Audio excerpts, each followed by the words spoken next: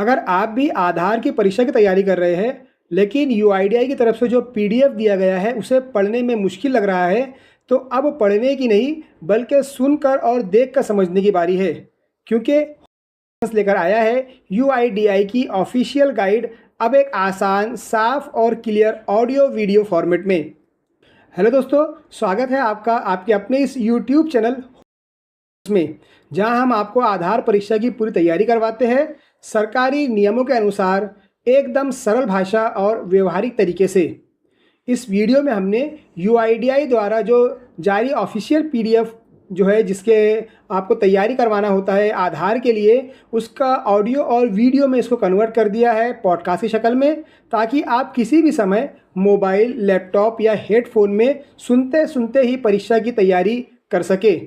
ये वीडियो खास है उन सभी के लिए जो बनना चाहते हैं आधार ऑपरेटर, सुपरवाइज़र या आधार केंद्र संचालक। अब शुरू करते हैं आधार की मूलभूत बातें, नियम, प्रक्रिया और तकनीकी जानकारी, ठीक वैसे ही जैसे यूआईडीआई के पीडीएफ दस्तावेज में दी गई है, लेकिन अब आपकी भाषा में अवेलेबल है आपकी सुविधा में। तो आइए वीडियो को चैप्टर वाइज शुरू करते हैं। नमस्कार, आज हमारे पास है भारतीय विशिष्ट पहचान प्राधिकरण मतलब यूआईडीएआई के कुछ दस्तावेज। हाँ। तो चलिए इन्हीं दस्तावेजों के जरिए आधार सिस्टम को थोड़ा करीब से समझने की कोशिश करते हैं। ये कैसे शुरू हुआ, इसका असल मकसद क्या है और इसमें खास बातें क्या हैं। बिल्कुल, और ये देखना काफी दिलचस्प है कि भारत के निवासियों को एक यूनिक पहचान देने के इरादे से बनी ये पूरी प्रणाली आखिर काम कैसे करती है। इन दस्तावेजों में इसके लीगल बेसिस और स्ट्रक्चर पर अच्छी खासी जानकारी है। तो देखते हैं, शुरुआत करते हैं यूआईडीआई से। दस्तावेज बताते हैं कि ये इलेक्ट्रॉनिकी और सूचना प्रौद्योगिकी मंत्रालय यानी माइटी के तहत एक सांविधिक प्राधिकरण है। ये सांविधिक प्राधिकरण, इसका क्या मतलब हुआ यहाँ? इसका मतलब है कि इसे संसद के एक कानून आधार एक्ट 2016 के जरिए बनाया गया था। ये एक्ट 12 जुलाई 2016 से लागू हुआ। इस कानून से ही इसे कानूनी शक्ति और साफ जिम्मेदारियां मिलती हैं। अच्छा। हालांकि इसकी नींव असल में 28 जनवरी 2009 की एक सरकारी अधिसूचना से पड़ गई थी। तब ये योजना आयोग के अंडर था। ओह अच्छा, पहले योजना आयोग। जो अब नीति आयोग है। बाद में 12 सितंबर 2015 को इसे मीति इलेक्ट्रॉनिकी और सूचना प्रौद्योगिकी मंत्रालय के अधीन लाया गया। ओके, तो कानूनी तौर पर इसे 2016 में एक ठोस आधार मिला। अब आते हैं बेसिक सवाल पर, आधार असल में है क्या? देखिए, ये सिर्फ एक 12 अंकों का नंबर नहीं है। जैसा कि दस्तावेज साफ बताते हैं, ये भारत के निवासियों को दी जाने वाली एक विशिष्ट पहचान संख्या है। इसके जरिए पहचान और पते का प्रमाण कहीं भी कभी भी ऑनलाइन वेरीफाई किया जा सकता है। ये व्यक्ति की डेमोग्राफिक जानकारी जैसे नाम, जन्म तिथि, लिंग, पता और बायोमेट्रिक जानकारी पर आधारित है। बायोमेट्रिक यानी फोटो, 10 उंगलियों के निशान और दोनों आंखों के आइरिस स्कैन। बिल्कुल। यहाँ ये निवासी शब्द पर जोर देना इंटरेस्टिंग है। कोई भी व्यक्ति जो अप्लाई करने की तारीख से ठीक पहले के 12 महीनों में कम से कम 182 दिन भारत में रहा हो, नागरिक होना जरूरी नहीं।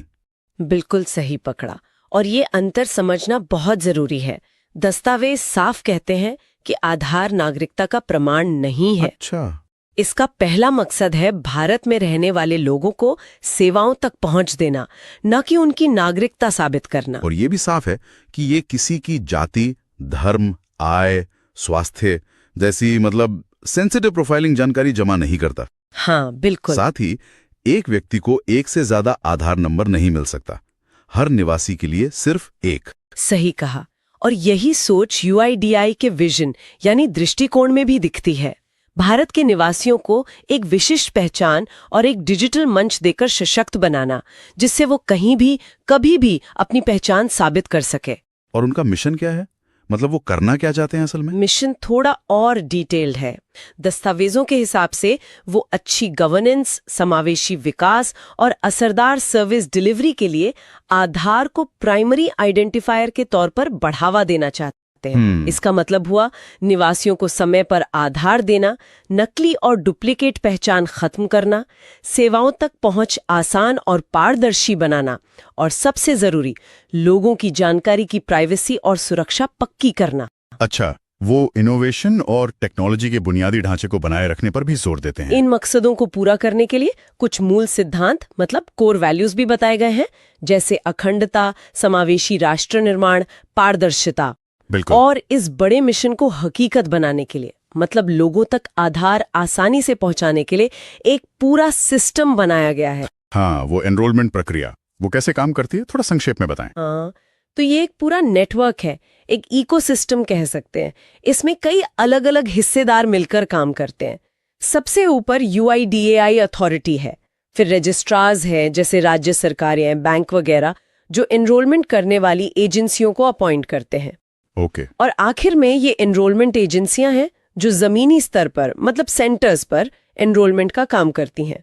तो आम लोगों को इन सेंटर्स पे जाना होता है? बिल्कुल, निवासियों को इन सेंटर्स पर जाकर अपनी डेमोग्राफिक और बायोमेट्रिक जानकारी देनी होती है। फिर इस जानकारी का वेरिफिकेशन होता है और सब कुछ सही पाए जाने पर ही उनकी बायोमेट्रिक जानकारी लेकर आधार नंबर जारी किया जाता है। तो ये एजेंसियां एक तरह से फील्ड वर्क करती हैं। अच्छा, तो इन दस्तावेजों से आधार की एक तस्वीर काफी साफ हो जाती है। ये भारत में एक बुनियादी डिजिटल पहचान प्रणाली बनाने का एक बड़ा प्रयास है, जिसका मुख्य उद्देश्य निवासियों को एक विशिष्ट पहचान देना और सरकारी व दूसरी सेवाओं तक उनकी पहुंच को आसान बनाना है। हाँ, और जैसा हमने देखा, ये सिस्टम पहचान के वेरिफिकेशन के लिए बायोमेट्रिक्स और डेमोग्राफिक्स का इस्तेमाल करता है और ये साफ करता है कि ये नागरिकता का प्रमाण नहीं है और न ही ये सेंसिटिव पर्सनल डेटा जमा करता है जिसका प्रोफाइलिंग के लिए गलत इस्तेमाल हो सके। वाकई इस प्रणाली के कई पहलू हैं, काफी जानकारी मिली। हाँ, और यहाँ सोचने के लिए एक दिलचस्प सवाल भी उठता है, जब एक ऐसी डिजिटल पहचान प्रणाली इतने बड़े पैमाने पर लागू हो जाती है जिसका लक्ष्य निवासियों को सशक्त करना है, तो भविष्य में ये सार्वजनिक और निजी सेवाओं के वितरण और पहुंच को और किन तरीकों से बदल सकती है या शायद बेहतर बना सकती है, इस पर सोचने के लिए बहुत कुछ है। नमस्कार।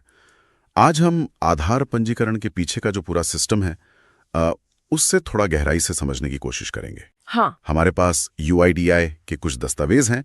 ये रजिस्ट्रार, पंजीकरण एजेंसी और जो लोग इसमें शामिल हैं उनकी भूमिकाओं के बारे में बताते हैं। जी, तो चलिए देखते हैं कि ये पूरा ढांचा काम कैसे करता है। हाँ, ये समझना जरूरी है क्योंकि ये एक, आप कह सकती हैं, मल्टी लेयर्ड सिस्टम है। सबसे ऊपर तो UIDAI है और फिर उसके नीचे आते हैं रजिस्ट्रार। और दिलचस्प बात यह है कि रजिस्ट्रार कोई भी नहीं बन सकता। अच्छा। जी हाँ, मैंने भी देखा। स्रोतों के मुताबिक रजिस्ट्रार ज्यादातर कौन होते हैं? जैसे राज्य सरकारें या केंद्र सरकारें, उनके मंत्रालय, सही, सरकारी कंपनियां, बैंक या फिर डाक विभाग, ऐसी ही संस्थाएं होती हैं। बिल्कुल। और उनका मुख्य काम वो सीधे लोगों का नाम दर्ज करना नहीं है। नहीं, बिल्कुल नहीं, बल्कि जमीनी स्तर पर ये जो पूरी प्रक्रिया है उसे लागू करवाना, उसकी निगरानी करना और ऑडिट वगैरह देखना। हाँ, और इसके लिए वो पंजीकरण एजेंसियों को नियुक्त करते हैं। और यहीं पर देखिए, रजिस्ट्रार की जो जवाबदेही है वो बहुत अहम हो जाती है। कैसे? उन्हें ये पक्का करना होता है कि जो एजेंसियां उन्होंने चुनी हैं वो UIDAI के सारे दिशा निर्देश उनका सख्ती से पालन करें, खासकर डेटा सुरक्षा को लेकर। बिल्कुल। मतलब ये सुनिश्चित करना कि निवासियों से जो जानकारी ली गई है उसका कहीं और इस्तेमाल ना हो। अच्छा, ये सिर्फ एक फॉर्मेलिटी नहीं है, ये पूरे सिस्टम के भरोसे की बुनियाद है। सही बात है। तो मतलब रजिस्ट्रार खुद काम नहीं करते, वो काम करवाते हैं। हाँ, मोटे तौर पर कह सकते हैं। तो फिर ये पंजीकरण एजेंसियां कौन है, इनका क्या रोल है? ये वो संस्थाएं हैं जिन्हें प्राधिकरण मतलब UIDAI उनकी तकनीकी और वित्तीय क्षमता देखकर पैनल में शामिल करता है। अच्छा। यही एजेंसियां हैं जो असल में जमीन पर नामांकन केंद्र खोलती हैं और चलाती हैं। तो सारा जमीनी काम इनके जिम्मे है? काफी हद तक। केंद्र चलाना, जो कर्मचारी हैं जैसे सुपरवाइजर, ऑपरेटर, उनकी नियुक्ति करना, वो भी प्रमाणित होने चाहिए। हाँ, प्रमाणन की बात भी है। बिल्कुल। और सही उपकरण इस्तेमाल करना, UIDAI का जो सॉफ्टवेयर है, जो प्रक्रियाएं हैं, उनका पालन हो, ये सब इनकी जिम्मेदारी है। ट्रेनिंग भी देनी होती है। और इन कर्मचारियों में आपने सुपरवाइजर का जिक्र किया, ये एक अहम भूमिका लगती है। बहुत अहम। सुपरवाइजर बनने के लिए भी कुछ शर्तें हैं शायद? जी हाँ, बिल्कुल स्पष्ट शर्तें हैं। जैसे उम्र कम से कम 18 साल होनी चाहिए, ठीक है। 10+2 पास हो, हालांकि ग्रेजुएशन हो तो और अच्छा, कंप्यूटर की जानकारी होनी चाहिए, हाँ, वो तो जरूरी होगा। और हाँ, उनका खुद का आधार नंबर बना होना चाहिए, और एक परीक्षा भी पास करनी होती है जो सर्टिफिकेशन एजेंसी लेती है। एक चीज मुझे काफी दिलचस्प लगी कि सुपरवाइजर से ये उम्मीद की जाती है कि उसे UIDAI की वेबसाइट पर जो भी ट्रेनिंग मटेरियल है, हाँ, वो सब पता होना चाहिए, पढ़ा हुआ होना चाहिए। जी। और ये दिखाता है कि UIDAI चाहता है कि नियमों की समझ सिर्फ ऊपर तक न रहे, बल्कि जमीनी स्तर पर भी हो। सुपरवाइजर ही है जो केंद्र के रोज के काम देखता है, डेटा का बैकअप लेता है, ऑडिट में मदद करता है, और जो लोग दस्तावेज जमा करते हैं उनकी क्वालिटी जांच करता अच्छा, क्वालिटी जांच। तो यहीं पर शायद वो सत्यापन करता है या वेरीफायर की भूमिका आती है। है। बिल्कुल, यहीं से वेरीफायर का काम जुड़ता है। हाँ, ये वेरीफायर कौन होते हैं? इन्हें रजिस्ट्रार नियुक्त करते हैं, है ना? जी, रजिस्ट्रार द्वारा नियुक्त होते हैं, और इनका काम ये पक्का करना है कि जो भी पहचान पत्र POI, पते का प्रमाण POA, जन्मतिथि DOB या संबंध का प्रमाण POR दिया गया है वो मान्य हो, और सबसे जरूरी कि ओरिजिनल दस्तावेज से उसका मिलान किया गया हो। ओरिजिनल देखना जरूरी है, बहुत जरूरी। और इसके नियम भी काफी बारीक हैं। जैसे नाम के आगे श्री या श्रीमती जैसे शब्द तभी लगेंगे जब वो ओरिजिनल डॉक्यूमेंट में नाम का ही हिस्सा हो। अच्छा, ऐसे नहीं लगा सकते? नहीं। इसी तरह जन्मतिथि अगर पक्के प्रूफ से साबित हो तो उसे सत्यापित माना जाता है, और अगर प्रूफ पक्का ना हो तो उसे घोषित यानी डिक्लेयर्ड के तौर पर दर्ज करते हैं। ये छोटी छोटी चीजें दिखाती हैं कि प्रक्रिया कितनी स्टैंडर्डाइज्ड है। तो कुल मिलाकर देखें तो रजिस्ट्रार से एजेंसी, फिर सुपरवाइजर, फिर वेरीफायर, ये पूरी एक चेन है। हाँ, एक पूरी कड़ी है। और इसका मकसद यही है कि आधार बनाने का काम स्टैंडर्डाइज तरीके से हो, सुरक्षित हो और सटीक हो। बिल्कुल। कई लेवल पर चेक्स और बैलेंसेस रखे गए हैं। अगर हम इसे बड़ी तस्वीर में देखें तो सारी कवायद डेटा की शुद्धता और व्यक्ति की पहचान की विश्वसनीय पुष्टि के लिए ही है। हर कदम पर जिम्मेदारी तय की गई है। तो इसका मतलब ये हुआ कि जो आधार बनवाने की प्रक्रिया हमें कई बार बड़ी सामान्य सी लगती है, हाँ, उसके पीछे असल में एक काफी व्यवस्थित, एक जवाबदेह ढांचा काम कर रहा है। हर लेवल पर भूमिकाएं और कर्तव्य तय हैं। हाँ, इन दस्तावेजों से तो यही साफ पता चलता है। पूरी प्रक्रिया नियमों और गाइडलाइन से बंधी हुई है, और लक्ष्य है क्वालिटी और सिक्योरिटी। लेकिन यहाँ एक सोचने वाली बात उभरती है। ये पूरा सिस्टम जो है वो काफी हद तक दस्तावेजी सबूतों पर निर्भर करता है। हाँ, ये तो है। तो ऐसे में उन लोगों के लिए क्या चुनौतियां हो सकती हैं जिनके पास ये स्टैंडर्ड दस्तावेज आसानी से नहीं होते? क्या मौजूदा प्रक्रिया में उनके लिए भी कोई रास्ता है? ये एक विचारणीय प्रश्न जरूर। आज हम UIDAI मतलब आधार अथॉरिटी के कुछ दस्तावेजों पर एक नजर डाल रहे हैं। विषय है जो एजेंसीज आधार एनरोलमेंट करती हैं, उनकी और उनके कर्मचारियों की ऑनबोर्डिंग प्रक्रिया। हाँ, यानी सिस्टम में उनको शामिल कैसे किया जाता है। बिल्कुल। मतलब अगर कोई एजेंसी ये आधार वाला काम शुरू करना चाहे या अपने स्टाफ को इसमें लगाना चाहे तो उन्हें क्या क्या करना पड़ता है।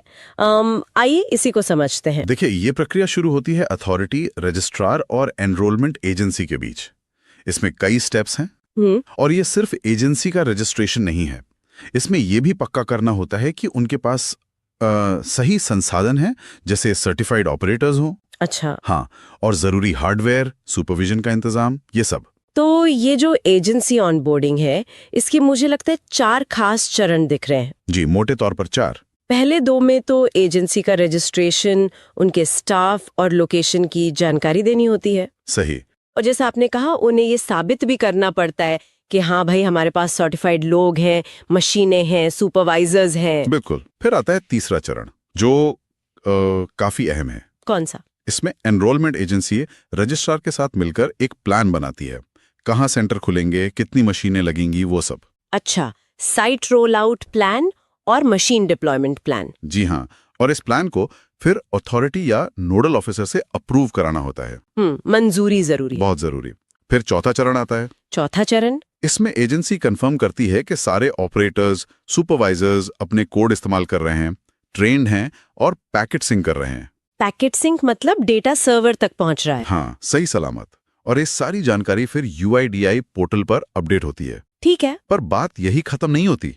दिलचस्प ये है कि स्टाफ की ऑनबोर्डिंग की भी अपनी एक क्या कहते हैं डिटेल प्रक्रिया है। अच्छा, मतलब एजेंसी के बाद स्टाफ की अलग से? जी हाँ, सबसे पहले तो स्टाफ को सर्टिफाइड होना पड़ता है। एक अधिकृत एजेंसी से बाकायदा परीक्षा पास करनी होती है। ठीक है, पहले सर्टिफिकेशन, उसके बाद? सर्टिफिकेशन के बाद स्टाफ एक ऑनबोर्डिंग फॉर्म भरता है और अपने डॉक्यूमेंट्स वेरिफिकेशन के लिए अपनी एजेंसी को देता है।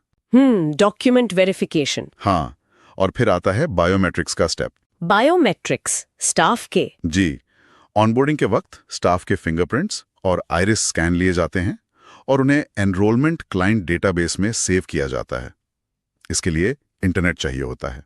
ओके। साथ ही एक यूजर क्रेडेंशियल फाइल, वो XML फाइल होती है, वो भी अपलोड करनी पड़ती है। और ये भी पक्का करना होता है कि ऑपरेटर ने काम शुरू करने से पहले मास्टर डेटा डाउनलोड कर लिया हो। बिल्कुल, लेटेस्ट जानकारी। और फिर वेरिफिकेशन होता है कि ऑनबोर्डिंग सफल हुई या नहीं, बायोमेट्रिक और डेमोग्राफिक डिटेल्स मैच करके। बायोमेट्रिक्स का आपने जिक्र किया, इसका और भी रोल है क्या? हाँ, बहुत महत्वपूर्ण रोल है। एक बार बायोमेट्रिक्स कैप्चर हो गए तो उन्हें ऑथेंटिकेशन के लिए CIDR भेजा जाता है।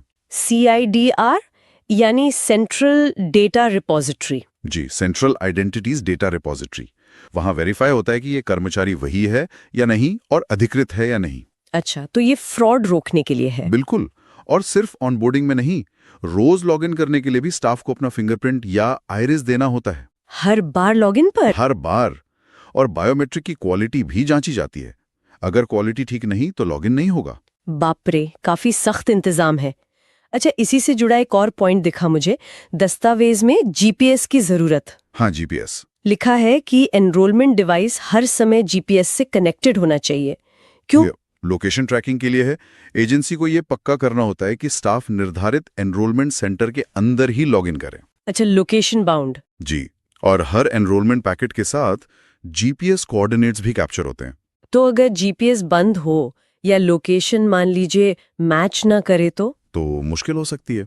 अगर GPS डिसेबल्ड है या लोकेशन गलत है तो ऑपरेटर को ब्लैकलिस्ट किया जा सकता है। ब्लैकलिस्ट मतलब वो काम नहीं कर पाएगा फिर? हाँ, और कुछ मामलों में कानूनी कार्रवाई भी हो सकती है। ये दिखाता है कि लोकेशन की पाबंदी कितनी सीरियस है। तो अगर हम इसको समेटें तो ये एक मल्टी स्टेप, काफी स्ट्रक्चर्ड प्रक्रिया है। बहुत ज्यादा। इसमें एजेंसी का सेटअप है, स्टाफ का सर्टिफिकेशन है, फिर बायोमेट्रिक वेरिफिकेशन बहुत कड़ा है और GPS ट्रैकिंग से निगरानी भी। बिल्कुल। पूरी प्रक्रिया में वेरिफिकेशन, सिक्योरिटी और कंप्लायंस पर बहुत साफ जोर है। हर स्टेप पर चेक्स एंड बैलेंसेस हैं। सही कहा। इतने बड़े स्केल के प्रोजेक्ट के लिए शायद ये जरूरी भी है। लगता तो यही है। ये सब जानने के बाद एक विचार आ रहा है मन में। भविष्य में इस तरह की कड़ी ट्रैकिंग और वेरिफिकेशन को रखते हुए भी क्या इस पूरी प्रक्रिया को और आसान या बेहतर बनाने की कोई गुंजाइश हो सकती है? क्या इसे और स्ट्रीमलाइन किया जा सकता है बिना सुरक्षा से समझौते किए? ये सोचने वाली बात है। टेक्नोलॉजी के साथ शायद कुछ और तरीके निकलें भविष्य में। हाँ, सोचने के लिए एक अच्छा बिंदु है।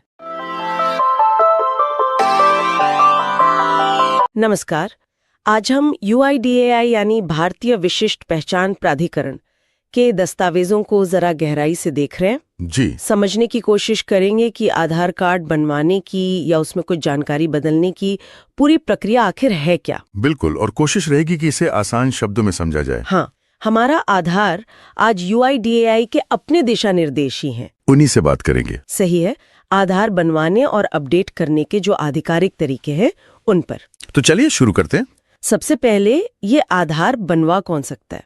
मतलब कोई भी या कोई शर्त है? हाँ, देखिए, एक मुख्य शर्त है कोई भी व्यक्ति जो भारत का निवासी है। निवासी, ठीक है। हाँ, और महत्वपूर्ण ये है कि आवेदन करने की तारीख से ठीक पहले के 12 महीनों में वो कम से कम 182 दिन भारत में रहा हो। अच्छा, 182 दिन। हाँ, ये एक तरह से निवासी होने का पैमाना हुआ। जी बिल्कुल। ठीक है। और जब बनवाने जाते हैं तो क्या क्या कागजात, मतलब दस्तावेज लेकर जाने होते हैं? देखिए, 2 दस्तावेज तो सबसे जरूरी हैं। एक पहचान का सबूत, जिसे प्रूफ ऑफ आइडेंटिटी या पोआई कहते हैं। पोआई, हाँ। और दूसरा है पते का प्रमाण, यानी proof of address, POA। POI और POA ये तो जरूरी है।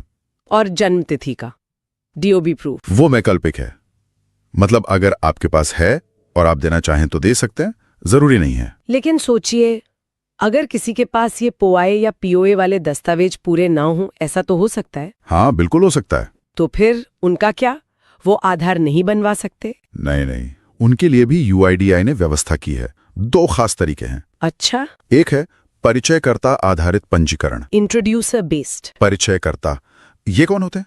परिचयकर्ता मतलब जिन्हें रजिस्ट्रार नियुक्त करता है, जैसे कोई सरकारी कर्मचारी हो सकते हैं, स्थानीय निकाय के सदस्य, पोस्टमैन, शिक्षक, डॉक्टर, मतलब ऐसे लोग जो आवेदक को जानते हों और उनकी पहचान की पुष्टि कर सकें। अच्छा, ताकि कोई रह ना जाए।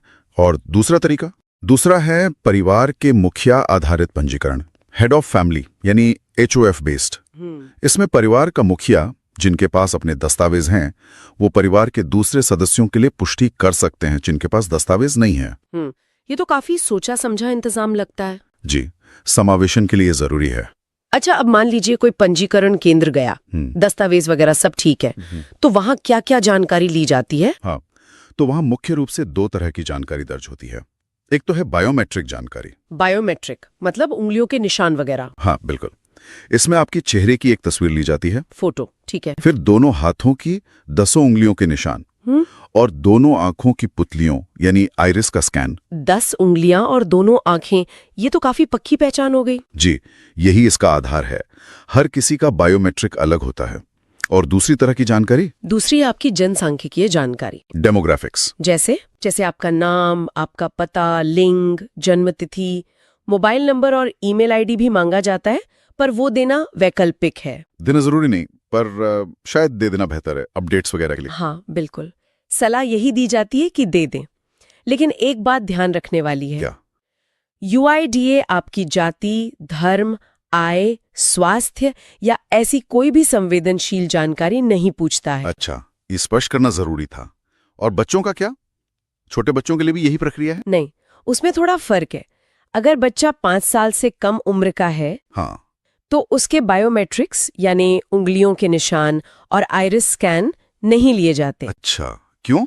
क्योंकि वो उस उम्र में स्थिर नहीं होते, बदलते रहते हैं। तो सिर्फ बच्चे की फोटो ली जाती है और उसका आधार उसके माता पिता में से किसी एक के आधार के साथ लिंक कर दिया जाता है। ठीक है, तो बायोमेट्रिक्स कब लिए जाते हैं? जब बच्चा 5 साल का हो जाता है, तब।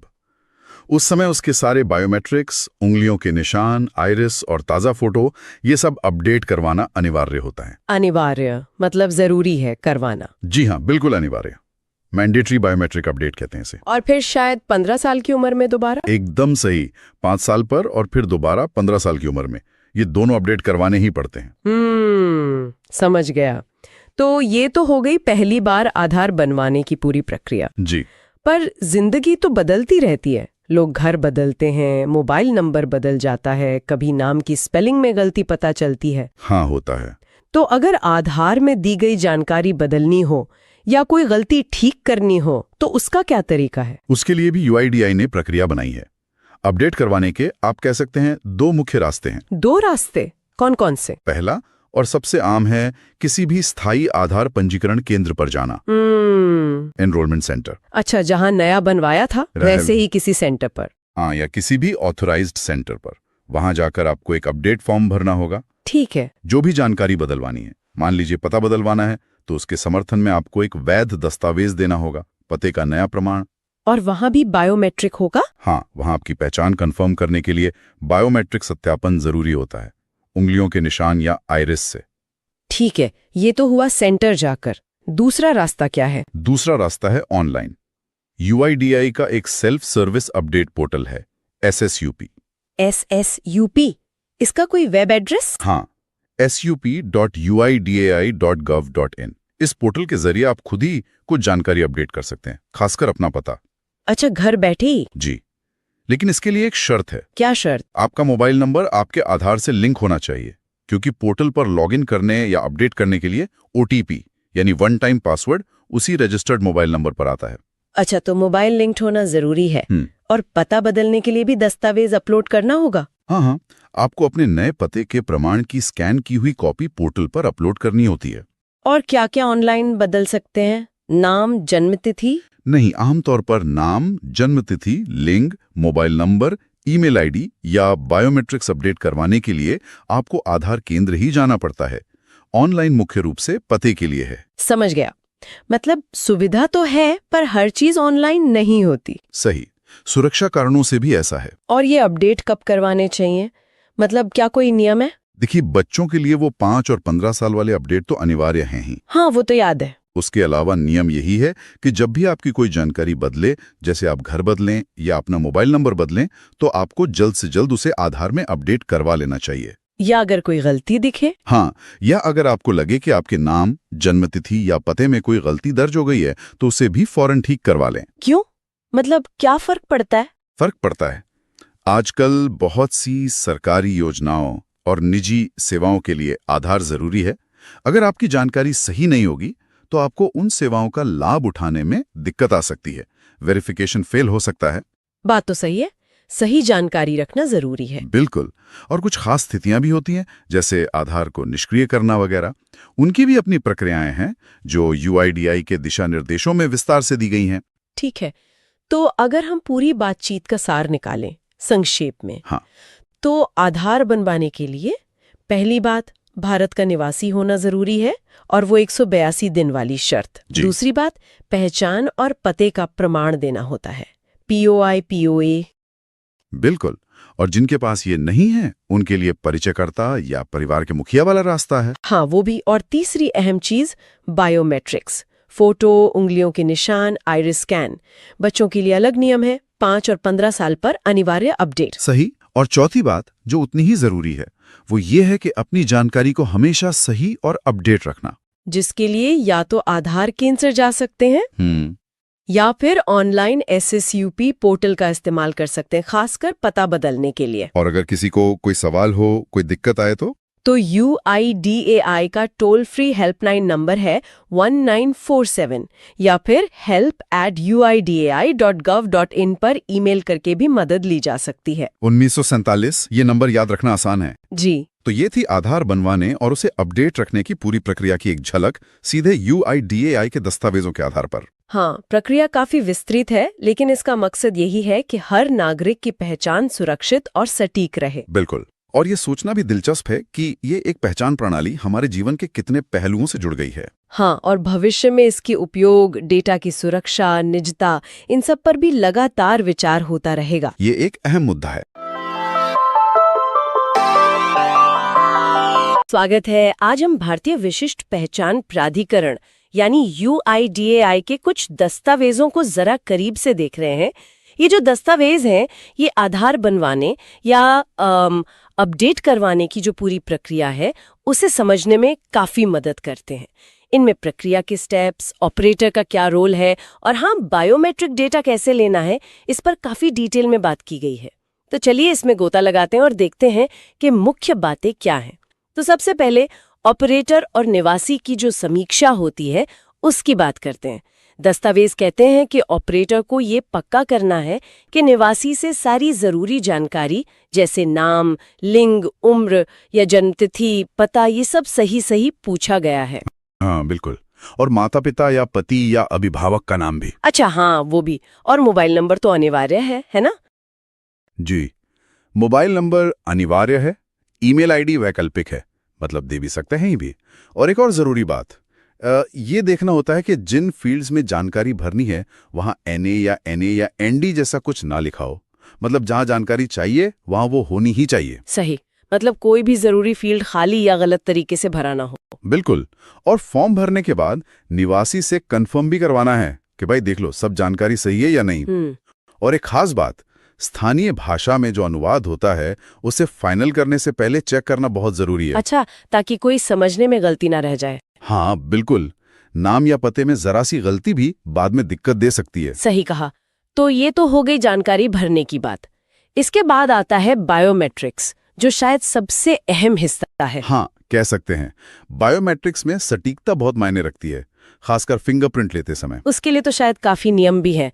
जैसे मैंने पढ़ा कि सीधी रोशनी नहीं होनी चाहिए डिवाइस पर, उंगलियां एकदम साफ और सूखी होनी चाहिए। और स्कैनर पर ठीक से रखी जानी चाहिए, है ना? हाँ, सही पोजीशन में। अगर उंगलियां कटी फटी हैं या बहुत घिसी हुई हैं या फिर स्कैनर पर ठीक से दबाव नहीं डाला गया, तो फिर क्वालिटी खराब हो सकती है। हाँ, तो फिंगरप्रिंट की क्वालिटी खराब हो सकती है और ये बाद में पहचान के लिए दिक्कत पैदा कर सकता है। ये तो वाकई बहुत बारीकी से ध्यान रखने वाली बातें हैं। ये नियम दिखाते हैं कि ये डेटा कितना सेंसिटिव है। और चेहरे की तस्वीरों के लिए भी ऐसे ही कड़े नियम हैं। जैसे मैंने पढ़ा कि कम रोशनी या अजीब हाव भाव नहीं होना चाहिए। हाँ, चेहरे की तस्वीरों के लिए भी साफ निर्देश हैं, जैसे रोशनी पर्याप्त होनी चाहिए, चेहरा सीधा कैमरे की तरफ हो, बैकग्राउंड साफ हो, और हाँ, चेहरे पर रंगत भी ठीक दिखनी चाहिए। एक दिलचस्प बात है, कम आत्मविश्वास वाला चेहरा, जैसे मुंह खुला होना या कोई अजीब एक्सप्रेशन। कम आत्मविश्वास वाला चेहरा, इसका क्या मतलब हुआ? देखिए, इसका मकसद शायद यही है कि तस्वीर पहचान के लिए बिल्कुल साफ और न्यूट्रल हो। लेकिन हाँ, इससे ऑपरेटर पर थोड़ा सब्जेक्टिव जजमेंट का दबाव आ सकता है कि कौन सा एक्सप्रेशन अजीब है। समझ सकते हो। खैर, बायोमेट्रिक्स के बाद अगला कदम क्या होता है? दस्तावेज सत्यापन? जी, डॉक्यूमेंट वेरिफिकेशन। खासकर अगर कोई दस्तावेज के आधार पर आधार बनवा रहा है, तो जो पते का प्रमाण यानी पीओए दिया है, उसे जांचना बहुत जरूरी है। और पता भी पूरा लिखना होता है, पिन कोड वगैरह के साथ। हाँ, पिन कोड और कोई पहचान चिन्ह हो तो वो भी पूरा पता दर्ज करना होता है। और यहाँ ये ध्यान रखना है कि सिर्फ यूआईडीआई की जो स्वीकृत पीओए लिस्ट है, उसी में से कोई दस्तावेज होना चाहिए। अच्छा, अगर कोई लिस्ट के बाहर का दस्तावेज लाए तो उसे स्वीकार नहीं किया जा सकता जब तक कि वो कोई स्वीकृत पीओए ना दे। ये दरअसल मानकीकरण और धोखाधड़ी रोकने के लिए है। ठीक है। और एक खास नियम 5 साल से कम उम्र के बच्चों के लिए है। उनके नामांकन के लिए माता पिता या अभिभावक की बायोमेट्रिक पुष्टि जरूरी है। अच्छा, ऐसा क्यों? क्योंकि छोटे बच्चों के बायोमेट्रिक्स जैसे फिंगरप्रिंट या आइरिस वो समय के साथ बदलते हैं, तो उनके आधार को किसी वयस्क के स्थायी बायोमेट्रिक से जोड़ा जाता है। ये तो काफी सोच समझकर बनाया गया सिस्टम लगता है। अच्छा, ये तो हुई प्रक्रिया की बातें। कुछ तकनीकी पहलू भी हैं शायद, जैसे जीपीएस सिंक करना। हाँ, तकनीकी पहलू भी हैं।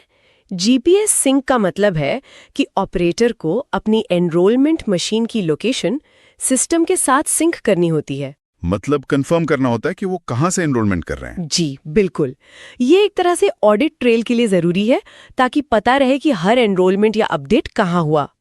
ऑपरेटर को सॉफ्टवेयर में पहली बार लॉगिन करने पर सिंक करना होता है, और अगर 10 दिन तक लॉगिन ना करें तो फिर से सिंक करना पड़ता है। अच्छा, और दिन खत्म होने पर भी कुछ प्रक्रियाएं होती हैं। आपने ईओडी समीक्षा और पैकेट सिंक का जिक्र किया था। हाँ, ईओडी यानी एंड ऑफ डे समीक्षा, मतलब दिन भर के काम को जांचना। ऑपरेटर को देखना होता है कि सारा डेटा सही से कैप्चर हुआ है या नहीं। और फिर पैकेट बनाना होता है। जी, सभी एनरोलमेंट या अपडेट के डेटा के सिक्योर बंडल, जिन्हें पैकेट कहते हैं, वो बनाए जाते हैं। फिर इन पैकेट्स को यूआईडीआई के सर्वर पर भेजा जाता है। इसे कहते हैं पैकेट सिंक करना। और जब सर्वर से कंफर्मेशन आ जाता है? हाँ, जब पुष्टि हो जाती है कि डेटा सफलतापूर्वक पहुंच गया है, तभी ऑपरेटर निवासी को रसीद प्रिंट करके देता है। ये पूरी प्रक्रिया डेटा सुरक्षा सुनिश्चित करती है। तो इन सभी प्रक्रियाओं और नियमों को अगर हम देखें तो एक बात साफ है, यूआईडीआई डेटा की सटीकता और सुरक्षा को बहुत गंभीरता से लेता है, और साथ ही कोशिश ये भी है कि नागरिकों के लिए यह प्रक्रिया सुलभ भी रहे। मतलब एक संतुलन बनाने का प्रयास है। हाँ, ये नियम थोड़े कड़े लग सकते हैं, पर शायद आधार सिस्टम की जो विश्वसनीयता है उसे बनाए रखने के लिए ये जरूरी भी है। बिल्कुल। वाकई ये सोचने वाली बात है कि इतनी बारीकी से बनाई गई प्रक्रियाएं कैसे 1 अरब से ज्यादा लोगों की पहचान को सुरक्षित रखने में मदद करती हैं। अगली बार तक इन गहराइयों पर विचार करते रहिए। आधार बनवाते वक्त बायोमेट्रिक्स बहुत जरूरी हैं, मतलब उंगलियों के निशान, आंखों का स्कैन, ये सब। हाँ जी, ये तो पहचान का मुख्य आधार है। लेकिन कभी सोचा है अगर किसी के लिए ये देना मुमकिन ही ना हो? हाँ, ये स्थिति आ सकती है, जैसे किसी की उंगलियां ना हो या आंखों में कोई ऐसी दिक्कत हो। बिल्कुल, तो तब क्या होता है?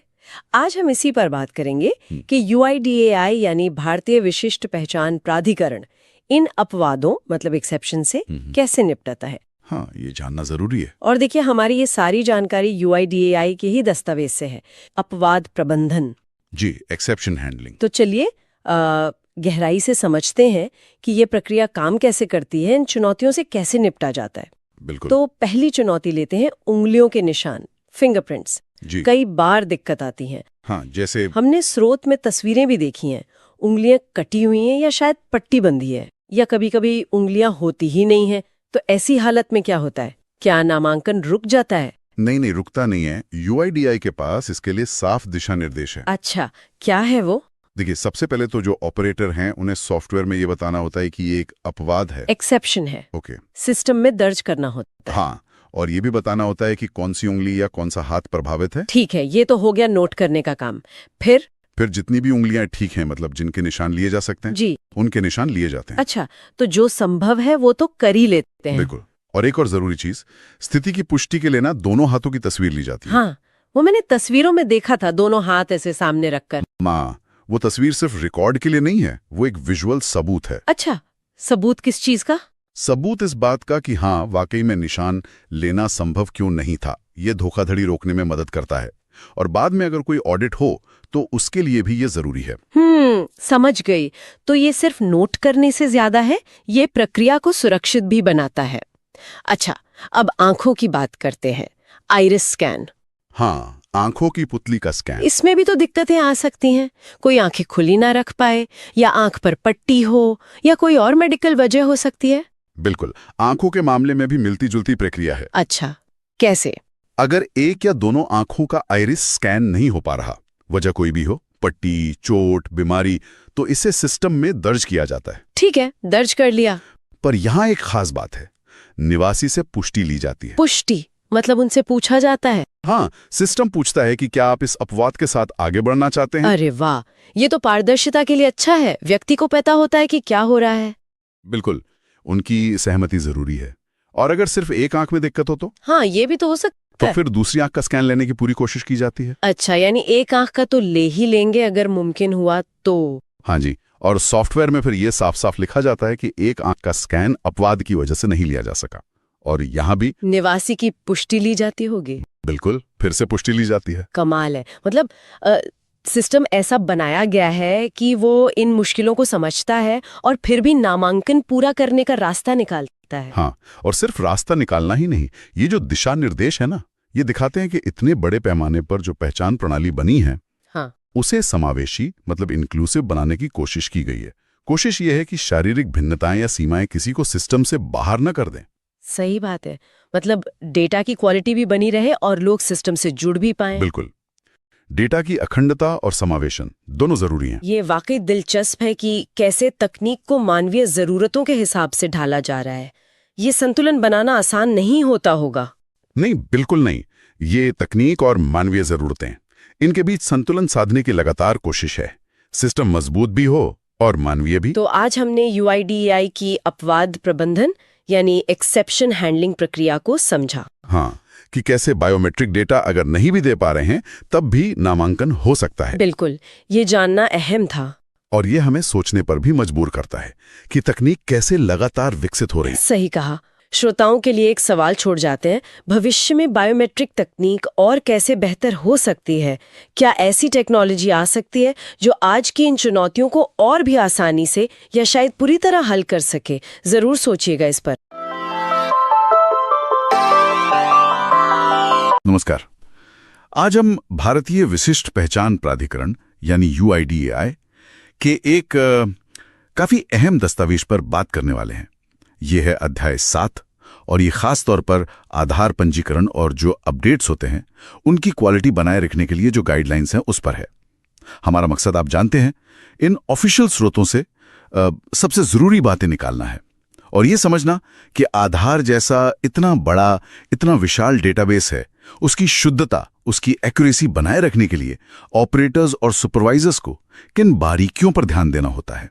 तो चलिए शुरू करते हैं। सबसे पहले ये समझना शायद जरूरी है कि ये गाइडलाइंस इतनी अहम क्यों हैं। मतलब करोड़ों लोगों का डेटा है इसमें, जरा सी भी चूक वो काफी बड़ी गड़बड़ी कर सकती है ना। हाँ, बिल्कुल सही कहा। इसका सीधा मकसद यही है कि जो भी जानकारी सिस्टम में जा रही है वो बिल्कुल सटीक हो, साफ सुथरी हो। और ये दस्तावेज इसी बात पर जोर देता है कि ऑपरेटर्स को यूआईडीआई के जो स्टैंडर्ड्स हैं उनका सख्ती से, मतलब बहुत सख्ती से पालन करना ही होगा। अच्छा। इसमें कई खास जांच बिंदु हैं, जैसे नाम को ही ले लीजिए। हाँ। नाम में क्या, जो भी प्रूफ दिया गया है, मतलब प्रूफ ऑफ आइडेंटिटी, दस्तावेज, नाम उससे अक्षरशः मिलना चाहिए, एक एक अक्षर। और किसी भी तरह की असंसदीय भाषा, मतलब कोई गलत शब्द या छोटा नाम, एब्रिविएशन, उसका इस्तेमाल नहीं करना है। और हाँ, एक और चीज, श्रीमान, श्रीमती, डॉक्टर जैसे जो टाइटल हैं वो भी नाम के साथ नहीं जोड़ने हैं। ओह, ये टाइटल्स न जोड़ने वाली बात, ये इंटरेस्टिंग है। इसका कोई खास कारण है डेटाबेस के लिहाज से? हाँ बिल्कुल, इसका मुख्य कारण है मानीकरण, मतलब स्टैंडर्डाइजेशन। हाँ। आप सोचिए, भारत में नामों और टाइटल्स में कितनी विविधता है। हाँ। अगर ये सब शामिल करें तो डेटाबेस में एक ही व्यक्ति के कई रूप बन सकते हैं। फिर सर्च करना, मैच करना बहुत मुश्किल हो जाएगा। अच्छा, हाँ समझ गया, शुद्धता और एकरूपता के लिए। एग्जैक्टली। और इसी तरह जो स्थानीय भाषा है और अंग्रेजी है, उसमें नाम का लिप्यांतरण यानी ट्रांसलिटरेशन, वो भी बिल्कुल मैच होना चाहिए, वर्तनी की कोई गड़बड़ी नहीं। सही है। और पते के मामले में भी ऐसी बारीकियां होंगी फिर? हाँ बिल्कुल, पते का वेरिफिकेशन भी प्रूफ ऑफ एड्रेस दस्तावेज से बहुत ध्यान से करना होता है। घर नंबर, गली, मोहल्ला, शहर या गांव, पिन कोड, ये सब जानकारी सही सही भरी जानी चाहिए। ठीक है। और यहाँ भी वही लिप्यांतरण वाली बात, स्थानीय भाषा और अंग्रेजी में वो मेल खाना बहुत जरूरी है। आप सोचिए, अगर पता थोड़ा भी गलत दर्ज हो गया तो सरकारी योजनाओं का लाभ या जरूरी चिट्ठियां वो सही जगह कैसे पहुंचेंगी? ये तो है, बात तो सही है। अच्छा, अब जरा फोटो की बात करते हैं। अक्सर हम देखते हैं या लोग शिकायत करते हैं कि आधार कार्ड पर फोटो बहुत अच्छी नहीं आती। क्या इसके लिए भी कड़े नियम हैं? हाँ, नियम तो है, बिल्कुल है। फोटो UIDAI की गाइडलाइंस के मुताबिक होनी चाहिए, न तो बहुत गहरी मतलब डार्क, और न ही बहुत ज्यादा चमकदार ब्राइट। चेहरा बिल्कुल साफ दिखना चाहिए, पहचानने लायक। और सबसे दिलचस्प बात यह है कि फोटो किसी पुरानी हार्ड कॉपी फोटो से या मॉनिटर से या मोबाइल की स्क्रीन से या किसी पोस्टर से नहीं ली जा सकती। अच्छा। हाँ, ये एक लाइव तस्वीर होनी चाहिए, मतलब उसी समय खींची हो। ओह, ये लाइव तस्वीर वाली शर्त, ये शायद धोखाधड़ी रोकने के लिए होगी, ताकि कोई किसी और की फोटो ना लगा दे। निश्चित रूप से, बिल्कुल। ये पक्का करता है कि जिस व्यक्ति का आधार बन रहा है वो खुद वहां मौजूद है। इससे किसी और की पहचान इस्तेमाल करने का जो खतरा है वो कम हो जाता है। अब देखिए, नाम और फोटो की बारीकियां तो हैं ही, पर असली चुनौती शायद दस्तावेजों को जांचने में आती होगी ऑपरेटर्स को, है ना? हाँ, लगता तो है। ऑपरेटर्स को ये कैसे पक्का करना होता है कि जो दस्तावेज दिए जा रहे हैं वो सही हैं, मान्य हैं? इसके लिए भी नियम काफी स्पष्ट है। ऑपरेटर को ये देखना होता है कि निवासी ने जो दस्तावेज जमा किए हैं, पहली बात वो UIDAI की जो स्वीकृत सूची है, अप्रूव्ड लिस्ट, उसमें शामिल हो और मान्य हो, वैलिड हो। ठीक है। कुछ आम कारण हैं जिनसे दस्तावेज रिजेक्ट हो सकते हैं, जैसे अगर दस्तावेज उस स्वीकृत सूची में ही नहीं है, या फिर अगर पहचान का प्रमाण POI या पते का प्रमाण POA दस्तावेज में नाम या फोटो गायब है, जैसा भी जरूरी हो। स्कैनिंग पर भी खास ध्यान देना होता है। दस्तावेजों को पूरा और साफ स्कैन करना जरूरी है, कुछ धुंधला या कटा हुआ नहीं। अगर वोटर ID कार्ड जैसा कोई दस्तावेज है जिसके दोनों तरफ जानकारी होती है, तो दोनों तरफ स्कैन करना पड़ सकता है। अच्छा। और जाहिर है, कोई भी जाली या टेम्पर किया हुआ, छेड़खानी किया हुआ दस्तावेज, वो तो बिल्कुल स्वीकार नहीं किया जाएगा। ऑपरेटर से आमतौर पर क्या गलतियां हो जाती हैं इसमें, मतलब कॉमन मिस्टेक्स? हाँ, होती हैं। कुछ आम गलतियां हैं, जैसे गलत टाइप के दस्तावेज को POI, POA या जन्म तिथि के प्रूफ के तौर पर इस्तेमाल कर लेना। कभी कभी खराब क्वालिटी के स्कैन अपलोड हो जाते हैं जो पढ़े नहीं जा सकते। या फिर वही लिप्यंतरण की गलतियां, हिंदी से अंग्रेजी या अंग्रेजी से हिंदी में। और अगर ये नियम तोड़े जाते हैं तो सिर्फ डेटा खराब होने का ही डर है, या ऑपरेटर के लिए भी कोई नतीजा होता है? नहीं, नतीजा गंभीर हो सकता है ऑपरेटर के लिए भी। ओह हाँ, बार बार या अगर कोई बड़ी गलती की है तो ऑपरेटर को ब्लैकलिस्ट तक किया जा सकता है। ब्लैकलिस्ट मतलब वो फिर काम नहीं कर पाएंगे? बिल्कुल। ये सिर्फ एक सजा नहीं है, बल्कि ये पूरी प्रणाली के भरोसे को, उसकी इंटेग्रिटी को बनाए रखने का एक तरीका है। आप सोचिए, एक ऑपरेटर की लापरवाही से कितने लोगों की जानकारी गलत हो सकती है। बात तो सही है। नियमों की बारीकी का अंदाजा आप इसी बात से लगाइए कि दस्तावेज में ये भी लिखा है कि नाम में उर्फ मतलब एलियस या निकनेम, उसका इस्तेमाल नहीं करना है। सिर्फ ऑफिशियल नाम ही दर्ज होगा। बाप रे, ये तो काफी डिटेल्ड है। हाँ। तो कुल मिलाकर इसका मतलब ये हुआ कि आधार डेटा की शुद्धता सुनिश्चित करने की ये जो पूरी प्रक्रिया है, ये वाकई बहुत विस्तृत और सख्त है। ऑपरेटर्स पर एक बहुत बड़ी जिम्मेदारी है कि वो हर छोटी बड़ी बात का ध्यान रखें। हाँ बिल्कुल। और ये हमें एक अहम सवाल पर लाता है कि इतने कड़े दिशा निर्देशों और जांच के बावजूद आधार जैसी विशाल प्रणाली में मानवीय त्रुटि, ह्यूमन एरर की गुंजाइश तो थोड़ी बहुत रहती है। हाँ, वो तो है। तो भविष्य में टेक्नोलॉजी और मानवीय निगरानी, मतलब ह्यूमन ओवरसाइट, इसके बीच ऐसा क्या संतुलन बनाया जा सकता है जिससे इन गलतियों को और भी कम किया जा सके? ये सोचने वाली बात है ना। नमस्कार। आज हम भारतीय विशिष्ट पहचान प्राधिकरण यानी UIDAI के एक काफी अहम दस्तावेज पर बात करने वाले हैं। ये है अध्याय 7 और ये खास तौर पर आधार पंजीकरण और जो अपडेट्स होते हैं उनकी क्वालिटी बनाए रखने के लिए जो गाइडलाइंस हैं उस पर है। हमारा मकसद आप जानते हैं, इन ऑफिशियल स्रोतों से सबसे जरूरी बातें निकालना है और ये समझना कि आधार जैसा इतना बड़ा, इतना विशाल डेटाबेस है, उसकी शुद्धता, उसकी एक्यूरेसी बनाए रखने के लिए ऑपरेटर्स और सुपरवाइजर्स को किन बारीकियों पर ध्यान देना होता है। तो चलिए शुरू करते हैं। सबसे पहले ये समझना शायद जरूरी है कि ये गाइडलाइंस इतनी अहम क्यों हैं। मतलब करोड़ों लोगों का डेटा है इसमें, जरा सी भी चूक वो काफी बड़ी गड़बड़ी कर सकती है ना। हाँ बिल्कुल सही कहा। इसका सीधा मकसद यही है कि जो भी जानकारी सिस्टम में जा रही है वो बिल्कुल सटीक हो, साफ सुथरी हो। और ये दस्तावेज इसी बात पर जोर देता है कि ऑपरेटर्स को UIDAI के जो स्टैंडर्ड्स हैं उनका सख्ती से, मतलब बहुत सख्ती से पालन करना ही होगा। अच्छा। इसमें कई खास जांच बिंदु हैं। जैसे नाम को ही ले लीजिए। हाँ। नाम में क्या, जो भी प्रूफ दिया गया है, मतलब प्रूफ ऑफ आइडेंटिटी, दस्तावेज, नाम उससे अक्षरशः मिलना चाहिए, एक एक अक्षर। और किसी भी तरह की असंसदीय भाषा, मतलब कोई गलत शब्द या छोटा नाम, एब्रिविएशन, उसका इस्तेमाल नहीं करना है। और हाँ, एक और चीज, श्रीमान, श्रीमती, डॉक्टर जैसे जो टाइटल हैं वो भी नाम के साथ नहीं जोड़ने हैं। ओह, ये टाइटल्स न जोड़ने वाली बात, ये इंटरेस्टिंग है। इसका कोई खास कारण है डेटाबेस के लिहाज से? हाँ बिल्कुल। इसका मुख्य कारण है मानीकरण, मतलब स्टैंडर्डाइजेशन। हाँ। आप सोचिए, भारत में नामों और टाइटल्स में कितनी विविधता है। हाँ। अगर ये सब शामिल करें तो डेटाबेस में एक ही व्यक्ति के कई रूप बन सकते हैं। फिर सर्च करना, मैच करना बहुत मुश्किल हो जाएगा। अच्छा, हाँ समझ गया। शुद्धता और एकरूपता के लिए। एग्जैक्टली। और इसी तरह जो स्थानीय भाषा है और अंग्रेजी है, उसमें नाम का लिप्यांतरण यानी ट्रांसलिटरेशन, वो भी बिल्कुल मैच होना चाहिए, वर्तनी की कोई गड़बड़ी नहीं। सही है। और पते के मामले में भी ऐसी बारीकियां होंगी फिर? हाँ बिल्कुल। पते का वेरिफिकेशन भी प्रूफ ऑफ एड्रेस दस्तावेज से बहुत ध्यान से करना होता है। घर नंबर, गली, मोहल्ला, शहर या गांव, पिन कोड, ये सब जानकारी सही भरी जानी चाहिए। ठीक है। और यहाँ भी वही लिप्यांतरण वाली बात, स्थानीय भाषा और अंग्रेजी में वो मेल खाना बहुत जरूरी है। आप सोचिए, अगर पता थोड़ा भी गलत दर्ज हो गया तो सरकारी योजनाओं का लाभ या जरूरी चिट्ठियां वो सही जगह कैसे पहुंचेंगी? ये तो है, बात तो सही है। अच्छा, अब जरा फोटो की बात करते हैं। अक्सर हम देखते हैं या लोग शिकायत करते हैं कि आधार कार्ड पर फोटो बहुत अच्छी नहीं आती। क्या इसके लिए भी कड़े नियम हैं? हाँ, नियम तो है, बिल्कुल है।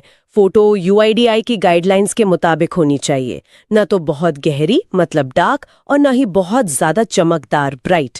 चेहरा बिल्कुल साफ दिखना चाहिए, पहचानने लायक। और सबसे दिलचस्प बात यह है कि फोटो किसी पुरानी हार्ड कॉपी फोटो से या मॉनिटर से या मोबाइल की स्क्रीन से या किसी पोस्टर से नहीं ली जा सकती। अच्छा। हाँ, ये एक लाइव तस्वीर होनी चाहिए, मतलब उसी समय खींची हो। ओह, ये लाइव तस्वीर वाली शर्त, ये शायद धोखाधड़ी रोकने के लिए होगी, ताकि कोई किसी और की फोटो ना लगा दे। निश्चित रूप से, बिल्कुल। ये पक्का करता है कि जिस व्यक्ति का आधार बन रहा है वो खुद वहां मौजूद है। इससे किसी और की पहचान इस्तेमाल करने का जो खतरा है वो कम हो जाता है। अब देखिए, नाम और फोटो की बारीकियां तो हैं ही, पर असली चुनौती शायद दस्तावेजों को जांचने में आती होगी ऑपरेटर्स को, है ना? हाँ, लगता तो है। ऑपरेटर्स को ये कैसे पक्का करना होता है कि जो दस्तावेज दिए जा रहे हैं वो सही हैं, मान्य हैं? इसके लिए भी नियम काफी स्पष्ट है।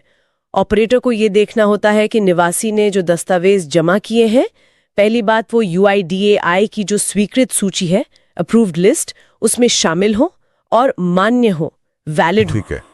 कुछ आम कारण हैं जिनसे दस्तावेज रिजेक्ट हो सकते हैं, जैसे अगर दस्तावेज उस स्वीकृत सूची में ही नहीं है, या फिर अगर पहचान का प्रमाण POI या पते का प्रमाण POA दस्तावेज में नाम या फोटो गायब है, जैसा भी जरूरी हो। स्कैनिंग पर भी खास ध्यान देना होता है। दस्तावेजों को पूरा और साफ स्कैन करना जरूरी है, कुछ धुंधला या कटा हुआ नहीं। अगर वोटर ID कार्ड जैसा कोई दस्तावेज है जिसके दोनों तरफ जानकारी होती है, तो दोनों तरफ स्कैन करना पड़ सकता है। अच्छा। और जाहिर है कोई भी जाली या टेम्पर किया हुआ, छेड़खानी किया हुआ दस्तावेज वो तो बिल्कुल स्वीकार नहीं किया जाएगा। ऑपरेटर से आमतौर पर क्या गलतियां हो जाती हैं इसमें, मतलब कॉमन मिस्टेक्स? हाँ, होती हैं। कुछ आम गलतियां हैं, जैसे गलत टाइप के दस्तावेज को POI, POA या जन्म तिथि के प्रूफ के तौर पर इस्तेमाल कर लेना। कभी कभी खराब क्वालिटी के स्कैन अपलोड हो जाते हैं जो पढ़े नहीं जा सकते, या फिर वही लिप्यंतरण की गलतियां, हिंदी से अंग्रेजी या अंग्रेजी से हिंदी में।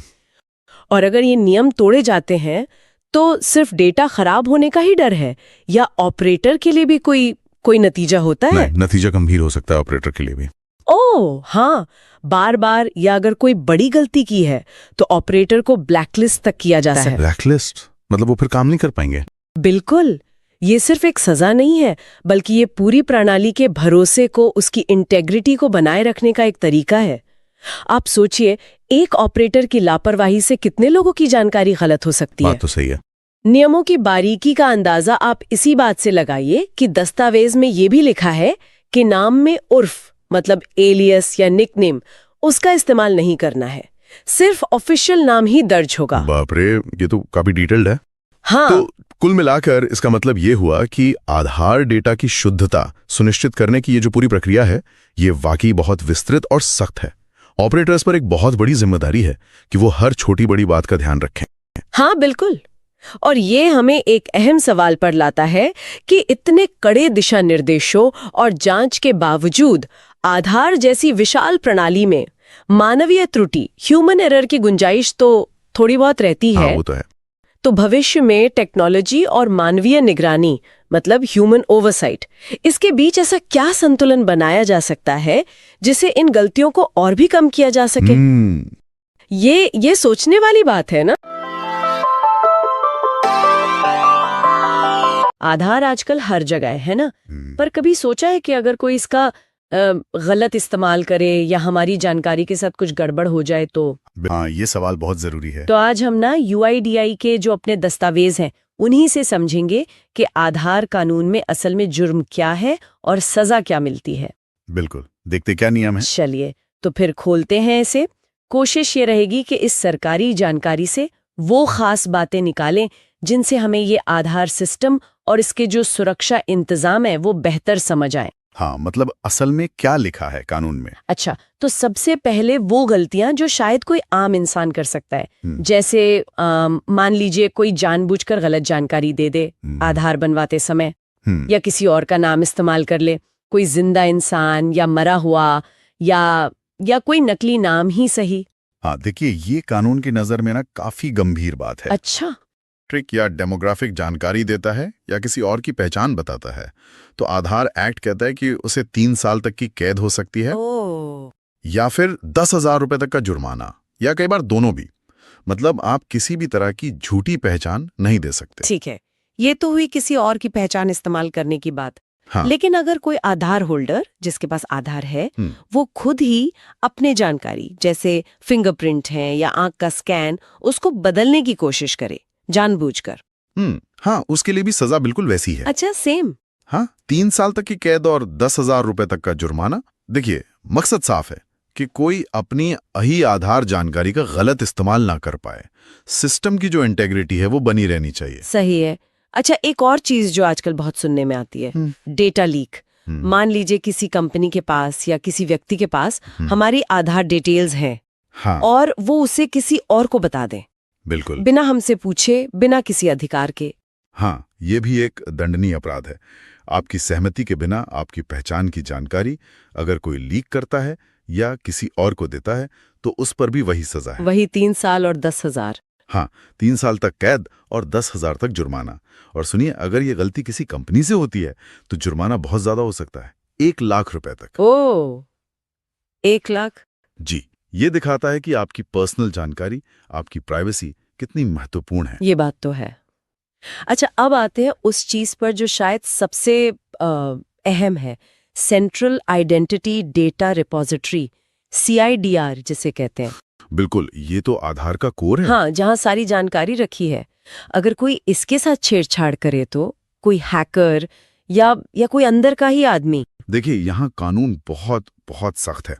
CIDR मतलब अरबों लोगों की पहचान का भंडार। सही। तो इसमें बिना इजाजत घुसना, मतलब अनऑथराइज्ड एक्सेस, या वहां से डेटा डाउनलोड करना, या उसमें कोई वायरस, कोई मैलवेयर डालना, भगवान ना करे, या उसे किसी भी तरह से नुकसान पहुंचाना, या किसी को ऐसा करने में मदद करना, भी ये सब बहुत बड़े अपराध हैं। तो सजा भी बड़ी होगी।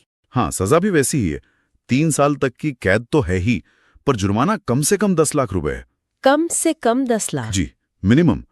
क्योंकि इसे सिर्फ एक व्यक्ति के साथ धोखाधड़ी नहीं, बल्कि पूरे नेशनल इंफ्रास्ट्रक्चर पर हमले की तरह देखा जाता है। इसकी सुरक्षा सबसे ऊपर है। वाकई ये तो बहुत गंभीर बात है।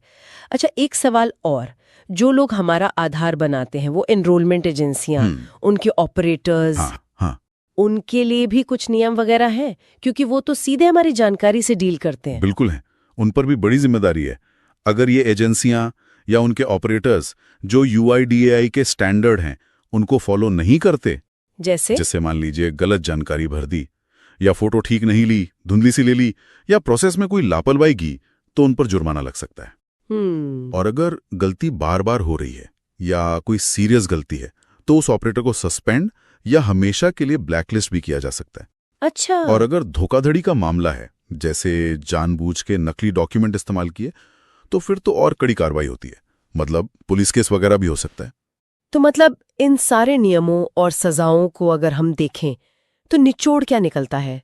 क्या मतलब है इसका? मतलब साफ है, आधार सिस्टम को सुरक्षित और भरोसेमंद बनाए रखने के लिए ना कई लेयर्स पर नियम और दंड बनाए गए हैं। ये सिर्फ आम लोगों को गलती करने से रोकने के लिए नहीं है, बल्कि जो कंपनियां हैं, जो एजेंसियां इस काम में लगी हैं, उनको भी जवाबदेह बनाता है। कोशिश यही है कि हर लेवल पर सिस्टम सेफ रहे और लोगों की जानकारी प्राइवेट रहे। तो आज हमने UIDAI के दस्तावेजों से ये समझा कि आधार से जुड़े कौन कौन से काम अपराध माने जाते हैं और उनके लिए क्या सजा तय है, चाहे वो कोई व्यक्ति गलत जानकारी दे या कोई कंपनी डेटा लीक करे या फिर कोई CIDR में सेंध लगाने की कोशिश करे। हाँ, सब कवर हो गया। और इस सब पर सोचने के लिए एक बात ये भी छोड़ी जा सकती है कि ये जो कड़े नियम और सजाएं हैं, हाँ, ये एक तरफ तो हमारी निजी जानकारी की सुरक्षा करते हैं और दूसरी तरफ इतने बड़े नेशनल डेटाबेस को भी सेफ रखते हैं। तो इन दोनों के बीच सही बैलेंस कैसे बनता है? खासकर तब जब डेटा सुरक्षा का मामला सिर्फ देश के अंदर का नहीं, बल्कि आजकल तो ग्लोबल मुद्दा बन गया है। ये सोचने वाली बात। नमस्कार, आज हम UIDAI के कुछ दस्तावेजों पर थोड़ी गहराई से बात कर रहे हैं। ये आधार नामांकन और उससे जुड़ी जो प्रक्रियाएं हैं उनके बारे में है। हमारा मकसद है कि इन स्रोतों से वो खास बातें निकालें जो निवासियों और नामांकन ऑपरेटरों दोनों के लिए जानना जरूरी है। बिल्कुल, मतलब इसमें ये सब आएगा कि आधार मिलता कैसे है ना, स्टेटस कैसे पता चलता है, और अगर मान लीजिए EID या आधार नंबर खो गया तो फिर क्या करें, और साथ ही ये भी समझेंगे कि जो ऑपरेटर्स हैं उनकी क्या भूमिका है, क्या गाइडलाइंस हैं, ताकि पूरी प्रक्रिया ठीक से और सुरक्षित रहे। हाँ, तो चलिए शुरू करते हैं निवासी के नजरिए से।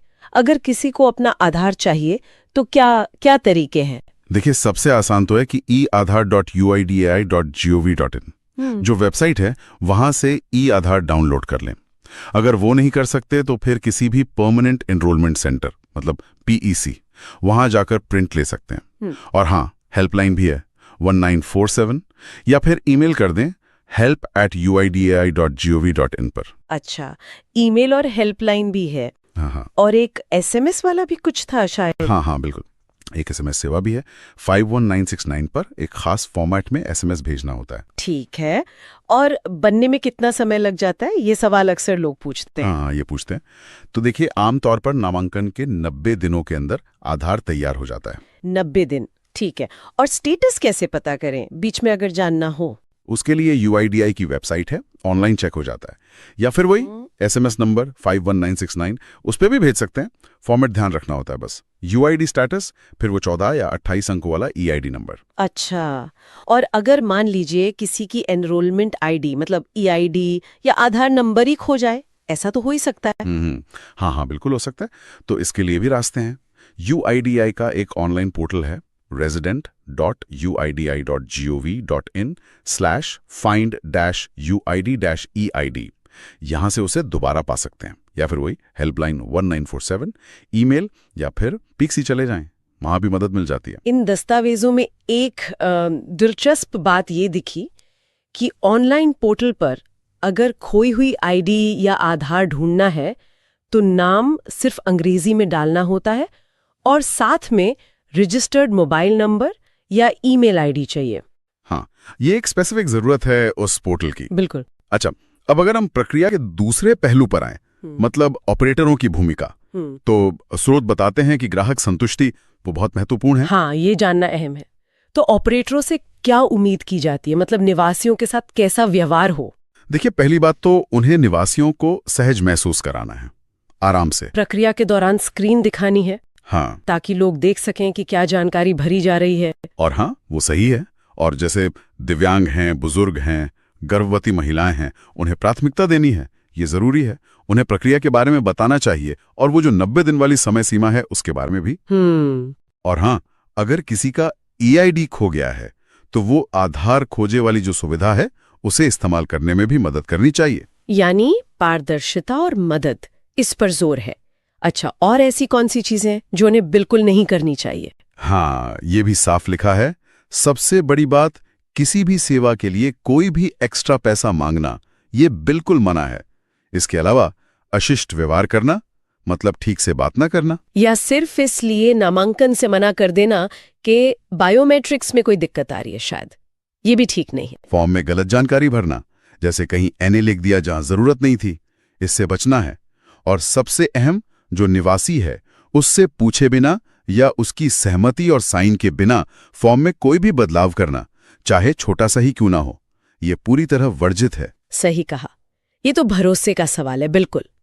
अच्छा, अब प्रक्रिया और सुरक्षा की बात करते हैं। इस लिहाज से ऑपरेटरों के लिए क्या मुख्य निर्देश है? हाँ, सुरक्षा तो सबसे पहले। ऑपरेटर को हमेशा अपनी खुद की ID से ही लॉगिन करना चाहिए, और पासवर्ड वो नियमित रूप से बदलते रहना चाहिए। जो स्टैंडर्ड ऑपरेटिंग प्रोसीजर्स हैं, मतलब SOPs, उनका पालन करना तो अनिवार्य है। और कोशिश हमेशा यही रहनी चाहिए कि निवासी के सारे बायोमेट्रिक्स लिए जाएं, 10 उंगलियों के निशान, दोनों आइरिस और फोटो। सही कहा, ये तो भरोसे का सवाल है, बिल्कुल। अच्छा, अब प्रक्रिया और सुरक्षा की बात करते हैं। इस लिहाज से ऑपरेटरों के लिए क्या मुख्य निर्देश है? हाँ, हो सकता है। तो उसके लिए सॉफ्टवेयर में फोर्स कैप्चर का एक ऑप्शन होता है, लेकिन अगर उसका इस्तेमाल किया है तो कारण बताना जरूरी है कि क्यों किया। इसके अलावा स्टेशन का लेआउट ठीक रखना, डेटा का बैकअप लेते रहना, और अगर कोई धोखाधड़ी का प्रयास दिखे तो तुरंत रिपोर्ट करना, ये सब उनकी जिम्मेदारियों में आता है।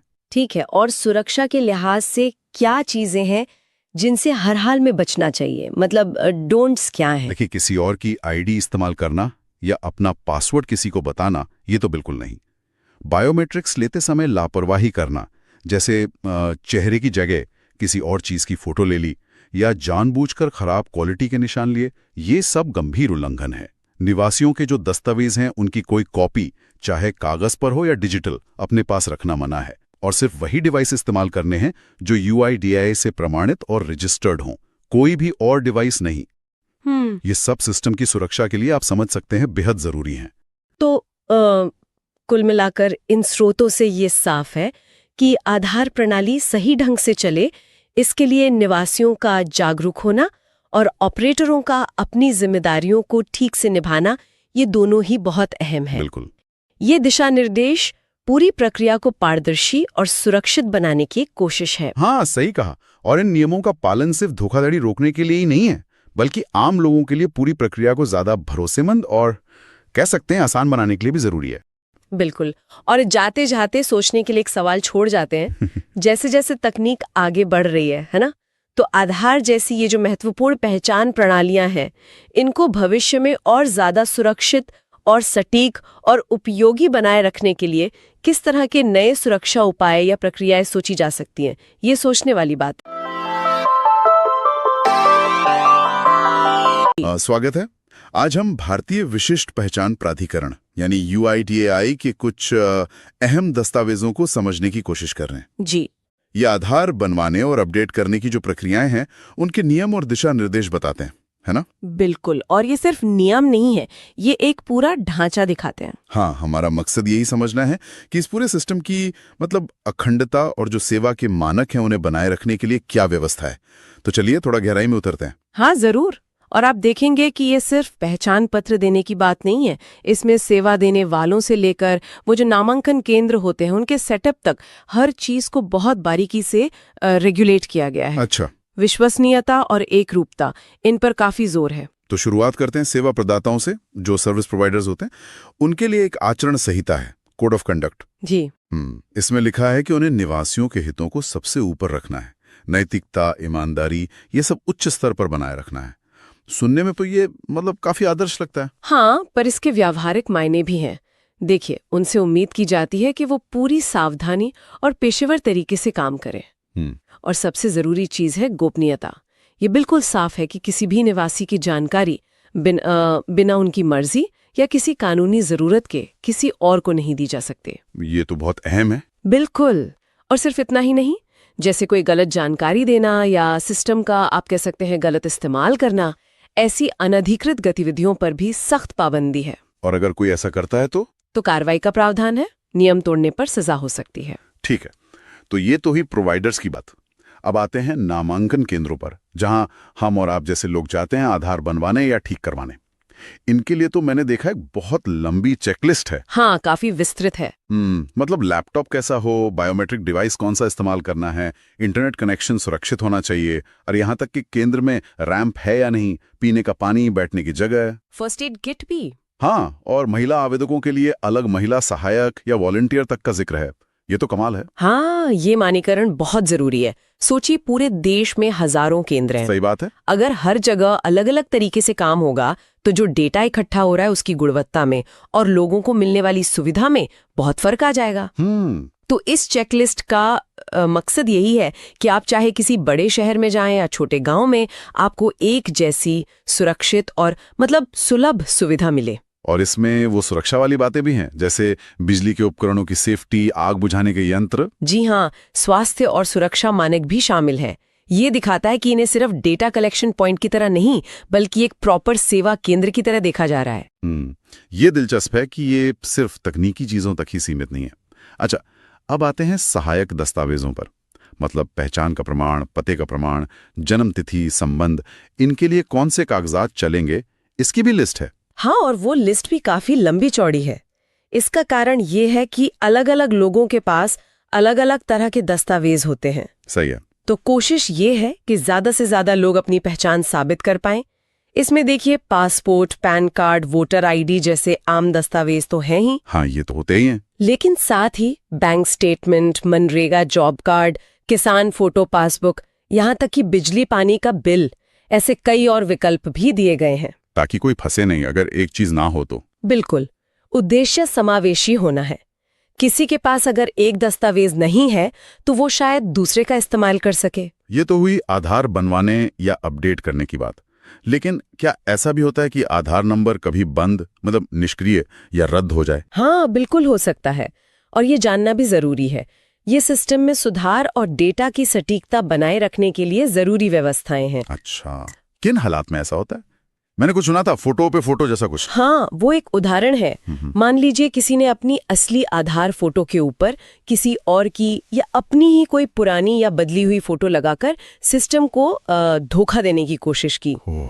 या फिर जैसे अगर किसी बच्चे का आधार 5 साल की उम्र से पहले बना था और फिर जब वो 5 साल का हुआ और दोबारा 15 साल का हुआ तो उसे बायोमेट्रिक अपडेट कराना जरूरी होता है। हाँ, वो तो अनिवार्य है। अगर वो अपडेट नहीं कराया गया तो आधार अस्थायी तौर पर निष्क्रिय मतलब डीएक्टिवेट हो सकता है, या फिर जानबूझकर गलत बायोमेट्रिक जानकारी देना या धोखाधड़ी से आधार बनवाना, ये सब भी रद्दीकरण का आधार बन सकते हैं। अच्छा, आपने दो शब्द इस्तेमाल किए, निष्क्रिय और रद्द, डीएक्टिवेशन और कैंसिलेशन। हाँ, इनमें क्या फर्क है? ये समझना जरूरी है।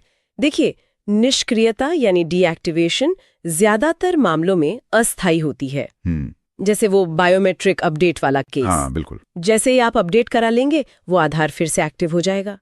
लेकिन रद्दीकरण यानी कैंसिलेशन वो ज्यादा गंभीर और स्थायी कदम है। अच्छा, ये तब होता है जब ये पक्के तौर पर साबित हो जाए कि नियमों का मतलब गंभीर उल्लंघन हुआ है। जैसे मान लीजिए पता चले कि एक ही व्यक्ति को गलती से या धोखाधड़ी करके एक से ज्यादा आधार नंबर मिल गए हैं। और डुप्लीकेट आधार? जी, ऐसे में जो डुप्लीकेट नंबर होते हैं उन्हें रद्द कर दिया जाता है ताकि एक व्यक्ति एक आधार का जो मूल सिद्धांत है वो बना रहे। और अथॉरिटीज इन मामलों की पूरी जांच भी करती हैं। ये सारे उपाय डेटाबेस को साफ सुथरा और भरोसेमंद रखने के लिए बहुत जरूरी हैं। तो कुल मिलाकर अगर हम देखें, इन सारे दस्तावेजों से यही तस्वीर उभरती है कि ये जो आधार का पूरा ऑपरेशन है, ये काफी जटिल और बहुस्तरीय प्रक्रिया है। हाँ, इसमें कई परतें हैं। और इसे चलाने के लिए एक विस्तृत कानूनी ढांचा है जिसमें नैतिक व्यवहार, तयशुदा प्रक्रियाएं, डेटा की सुरक्षा और गलतियों को सुधारने के तरीके सब शामिल हैं। बिल्कुल, सर्विस प्रोवाइडर के कोड ऑफ कंडक्ट से लेकर केंद्र में क्या-क्या सुविधाएं होनी चाहिए, कौन से उपकरण लगेंगे, कौन से दस्तावेज मान्य होंगे और अगर कोई गड़बड़ी होती है तो उसे कैसे ठीक किया जाएगा, हर चीज के लिए नियम है। सही कहा। निश्चित रूप से। और ये पूरा ढांचा इसीलिए बनाया गया है ताकि ये कितनी बड़ी और महत्वपूर्ण प्रणाली व्यवस्थित तरीके से चल सके, नागरिकों का डेटा सुरक्षित रहे और आधार की पहचान पत्र के रूप में जो विश्वसनीयता है वो बनी रहे। पारदर्शिता और जवाबदेही लाने का भी एक प्रयास है। तो अंत में एक सवाल मन में आता है सोचने के लिए कि ये जो इतने विस्तृत नियम और मानक कागजों पर मौजूद हैं, ये असल में जमीन पर आधार बनवाने या अपडेट कराने वाले एक आम नागरिक के अनुभव को कितना और कैसे प्रभावित करते होंगे? हाँ, ये एक अहम सवाल है। और दूसरा ये कि देश भर में जो इतने सारे केंद्र फैले हुए हैं, उन सब पर इन कड़े मानकों को एक समान रूप से लागू करने में मतलब क्या व्यवहारिक चुनौतियां आती होंगी, इस पर शायद हमें सोचना चाहिए। नमस्कार, आज हम UIDAI यानी भारतीय विशिष्ट पहचान प्राधिकरण के कुछ दस्तावेजों को समझने की कोशिश कर रहे हैं। नमस्कार। ये वो दस्तावेज हैं जो बताते हैं कि करोड़ों लोगों का आधार नामांकन करने के लिए जमीनी स्तर पर किस तरह के हार्डवेयर की जरूरत पड़ती है। जी। तो आज का मिशन है ये समझना कि इस आधार एनरोलमेंट किट में आखिर होता क्या-क्या है और इसकी तकनीकी जरूरतें इतनी खास क्यों रखी गई हैं। बिल्कुल, और ये सिर्फ मतलब उपकरणों की एक लिस्ट भर नहीं है, ये देखा जाए तो उस भरोसे और सुरक्षा की बुनियाद है जिस पर आधार जैसा इतना बड़ा सिस्टम टिका हुआ है। आप सोचिए, हर नागरिक का डेटा बिल्कुल सही तरीके से, सुरक्षित तरीके से दर्ज हो पाए, इसके लिए इन मशीनों का एकदम सटीक होना और मानकीकृत होना, मतलब स्टैंडर्डाइज्ड होना कितना जरूरी है। सही कहा। यही मानकीकरण असल में पूरे देश में एक रूपता लाता है। हाँ, ये बात तो है। तो इस किट में है क्या-क्या?